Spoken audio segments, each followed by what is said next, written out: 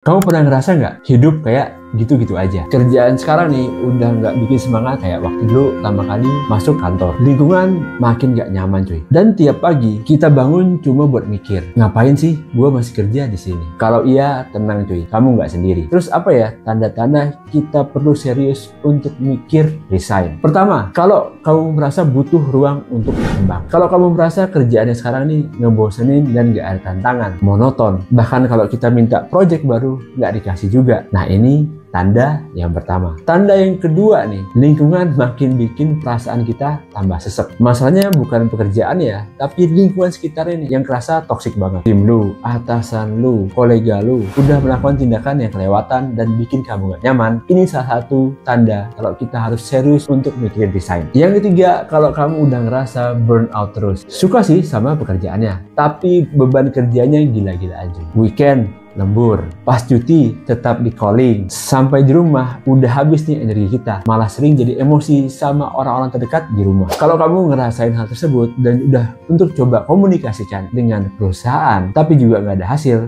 nah ini deh tanda kamu harus siap-siap untuk mikirin serius tentang resign ini. Sebelum kamu tulis nih surat pengunduran dirinya, coba tanyakan ke diri kamu lagi, apa yang kamu cari dari pekerjaan ini? Lingkungan kerja seperti apa nih yang kamu impikan? Atau atasan apa sih yang cocok dengan pola pikir kamu? Nah, pertanyaan-pertanyaan lainnya tentang menggali diri ini udah gue bahas lebih detail di ebook gue yang Resign for Dummies ini. Linknya ada di deskripsi video ya. Kita yang sekarang itu ngerasa bukan kita yang sama pas baru masuk kerja. Dulu semangat, sekarang apatis. Dulu semangat datang pagi, sekarang jam 9 masih pengen tarik selimut. Jadi kalau kamu dari kondisi tersebut terus pengen resign, itu hal yang wajar. Tapi gue pesanin ya, jangan digabah cuy. Jangan resign karena ribut dengan atasan atau ego ya yang naik terus ke ubun-ubun. Keputusan gede seperti resign ini harus pakai kepala dingin. Terus kapan nih bang waktu yang tepat untuk resign? Yang pertama, waktu yang tepat adalah saat kamu benar-benar tenang. Bukan pas lagi ngamuk sama kawan ataupun lagi pas dimarahin sama atasan. Tunggu sehari,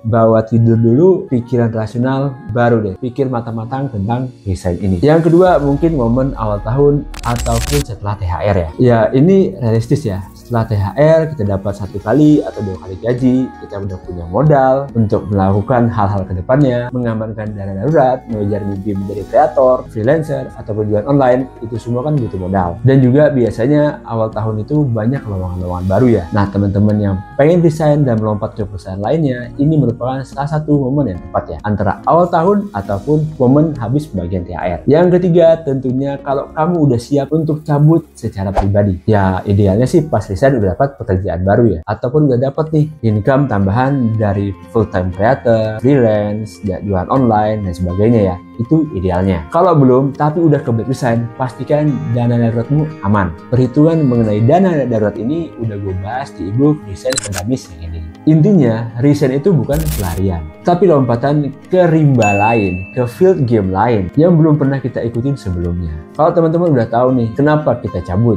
dan tahu kemana langkah kita berikutnya, itu bukan keputusan gila yang gegabah. Tapi kalau teman-teman cabut nih cuma karena merasa capek doang, tanpa perencanaan yang matang, bisa-bisa nyesel cuy. Dan balik lagi ke tempat yang sama, kalau masih terima ya, dengan perasaan yang lebih hancur. Gue nggak bilang resign itu salah ya. Gue juga udah cabut dari pekerjaan gue sebelumnya. Tapi sebelum kita cabut, pastikan kita udah tahu alasan kita cabut dan konsekuensi yang mengikutinya. Kalau teman-teman masih galau nih mau resign, coba deh baca ebook Resign for Dummies ini ya. Udah gue kupas tuntas pembahasan mengenai resign ini. Semoga bisa membantu teman-teman biar nggak galau lagi. Sekali lagi, tetap semangat. Gue Edi Siregar. Sampai ketemu di video berikutnya. Salam pengangguran.